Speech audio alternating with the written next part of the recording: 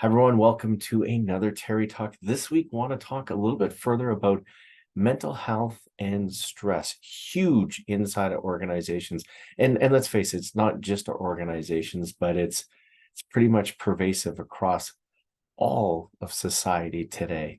We're seeing people that are highly stressed out. They have anxiety. There's a lot going on. And, part of that is we live in this very almost ADHD kind of world. We have a frenetic pace of information exchange, the constant inboxes filling up. We're on our phones, we're reading information.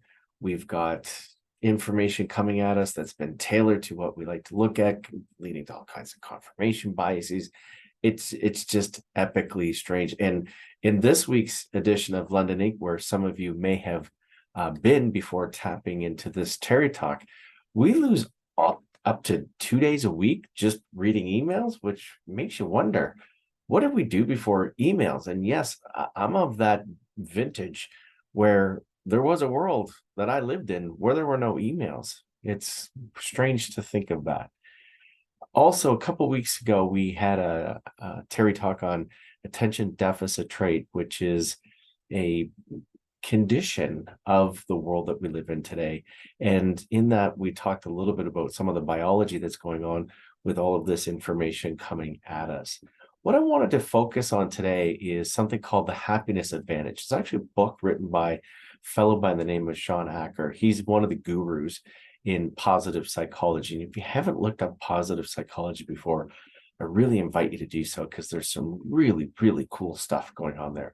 Imagine, if you will, a world where we just felt better in our jobs and felt like we had greater security in our jobs, or a world where we actually increased productivity without having to get out the cattle prod, where people were more resilient, where there was less burnout, when we had greater sales for those of you that rely on that, where we just fundamentally have better outcomes, not just in business, but in life. Imagine that world. It's possible. What Sean talks about in his book, and he's got a couple of good TED Talks on this, only about 25% of success in business life comes from our IQ. The other 75%, according to him, comes from that feeling of optimism, having good social supports, and actually seeing stress maybe as a challenge and not a threat. So what he also talks about, which really struck a chord with me, was our formula for happiness is fundamentally broken. How does it work now? Well, as he says, you work hard and you become successful. And if you're successful, well, then you've got happiness.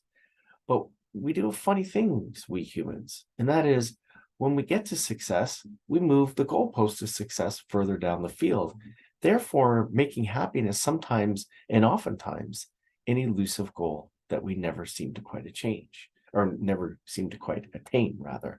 So what he says is we got to flip the formula around. We got to start with positivity and then drive that as a happiness advantage that in turn drives success. So it's going the other way, which is kind of interesting. Now, as soon as you do that, people go, well, wait a second, this sounds odd and weird and strange and goofy. How does that work? Well, as I was preparing for this Terry Talk, I looked up, and right above my desk, I have a handout that I don't even remember where I got it from, but it was right at the middle of COVID. Remember when we were all in lockdown and it was kind of lonely and depressing and scary, frightening, stressful. And one of the things it talked about right at the top of the list is something that Sean also talks about with the happiness advantage, and that is gratitude. Actually being grateful for things. And in fact, he goes on to say you can actually train your brain to be happy, whatever it takes to instill a new habit, 3 weeks, 4 weeks, 21 days, 28 days, whatever it is, but continual application of a new behavior. Like, for example, speaking of that gratitude piece, noting 3 things every day that you're thankful for, just jotting them down, sending somebody in your office a note or somebody in your social circle saying, hey, just wanted to say thanks. And getting in that constant repetition of that behavior over time will train your brain to start from a place of positivity. The other thing, journaling, just one event every day, take 2, 3 minutes. This is not a huge sum of time, but the same amount of time take you to scroll through your Facebook posts if you're still one of those people. I am. And that is journaling something that you're very grateful for, that you're thankful for that has happened in the previous 24 hours. As always, our parents were right on this one. And seeing as just was Mother's Day, our moms in particular, good diet, good exercise, treating the body as a machine and giving it good fuel, and giving it good rest, maybe taking some time out with this crazy frenetic world, meditation. I know for some people that sounds like, you got to get into the position and everything. That's not what we're talking about here. Just getting some peaceful time out. I think that can have a profound impact on just turning off the world a little bit.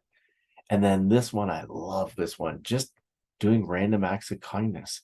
I think that really turns on the happiness centers in the brain, and as a result will make us much more successful. Martin Seligman's another guru. If you don't like Sean's stuff, look at his stuff. He has an acronym called PERMA, PERMA. PERMA, P stands for positive emotions, like being optimistic and hope and being contented. E is for engagement, finding fun, enjoyable things that really get us excited, as opposed to those drudgery things. The R is for relationships, social connections. We've talked about this before. It's why I'm not a big fan of complete 100% remote work, because we are social beings. We need that connectivity, and it helps with happiness and positivity.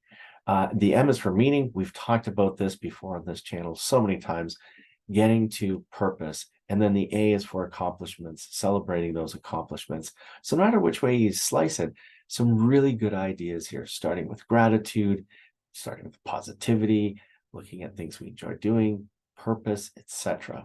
So a couple of great ideas, a couple of great tips. I hope you'll take a look at those. Look up Martin Seligman or Sean Acker. Amazing work, can really make a profound difference. As always, drop your comments down below. We love to hear from you, and we'll see you again soon.